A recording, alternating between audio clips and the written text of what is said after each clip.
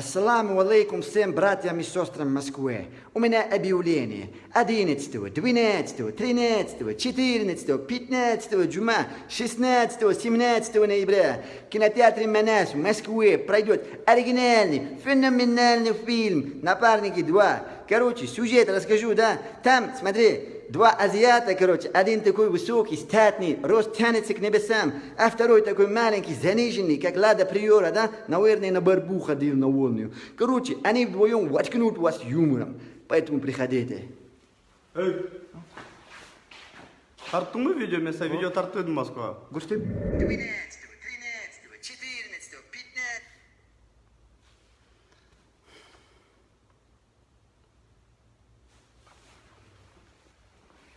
Ну, если не нравится, сам снимай свои видео. Что ты меня просишь?